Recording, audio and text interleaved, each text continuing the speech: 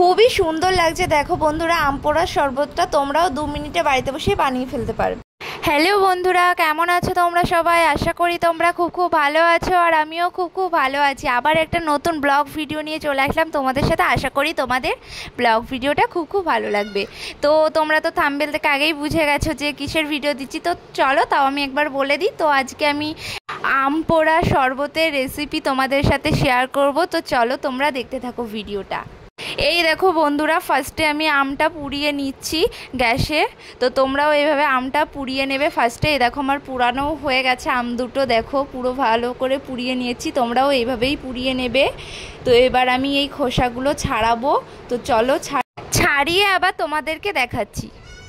এই দেখো বন্ধুরা, আমার আম দুটো ছাড়ানো হয়ে গেছে, পুরোপুরি ভালোভাবে আমি ছাড়িয়ে নিয়েছি। তোমরাও এইভাবে ছাড়িয়ে নেবে খোসাটা। তো এবার এই দেখো আমি ঠান্ডা জল নিয়ে নিয়েছি ফ্রিজের। তো এবার আমি আম দুটো ঠান্ডা জলে এবার গুলবো, ভালো করে শ্বাসগুলো বের করে নেবো, আটিটা আমি ফেলে দেবো। তো চলো দেখতে থাকো তোমরা ভিডিওটা, কেউ স্কিপ করে দেখো না। আর তোমরা পরিমাপ মতো জল নেবে, আম নেবে, যেটুকু তোমরা করবে শরবত। তো আমি অল্প করেই করছি আজকে। তো চলো বন্ধুরা, আমি আম দুটো ভালোভাবে জলে গুলে নিই, তারপরে আবার তোমাদেরকে দেখাচ্ছি। দেখো বন্ধুরা, আমি ঠান্ডা জলে আম দুটো ভালোভাবে মিক্স করে নিয়েছি। তো তারপরে দেখো আমি পরিমাপ মতো লবণ দিয়ে দিলাম। তোমরাও পরিমাপ মতো লবণ দিয়ে দেবে। তারপরে পরিমাপ মতো চিনি দিয়ে দেবে। তো দেখো আমি এখানে পরিমাপ মতো চিনি দিয়ে দিলাম। আমি শরবতের মধ্যে পরিমাপ মতো লবণ চিনি দিয়ে দিয়েছি। তো এবার ভালো করে আমি মিক্স করে নেব চিনিটা। তো এই দেখো আমি ভালো করে গুলিয়ে নিচ্ছি, তোমরাও এভাবে গুলিয়ে নেবে। তো চলো একবারে তোমাদেরকে দেখাচ্ছি। এই দেখো বন্ধুরা, তারপরে আমি দুটো গ্লাস নিয়ে নিয়েছি শরবতগুলো ঢেলে নেওয়ার জন্য।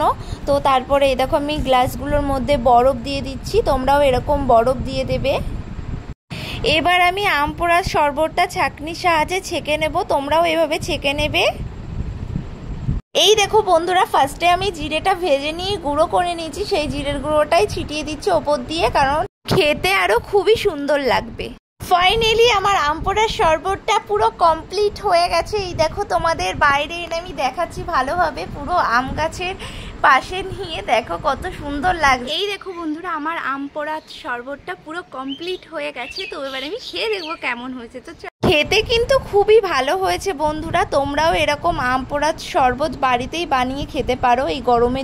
তো বন্ধুরা, আমার ভিডিওটা কেমন লাগলো অবশ্যই তোমরা কমেন্ট করে জানিও। ভালো লাগলে লাইক, কমেন্ট, শেয়ার, সাবস্ক্রাইব অবশ্যই করে দাও। তোমরা সবাই আমার পাশে থেকে আমাকে বেশি করে সাপোর্ট করো। তোমরা এরকম আরও ভিডিও দেখতে চাইলে আমাকে অবশ্যই কমেন্ট করে জানিও। তো আবার নেক্সট ব্লগে খুব তাড়াতাড়ি দেখা যাচ্ছে। বাই।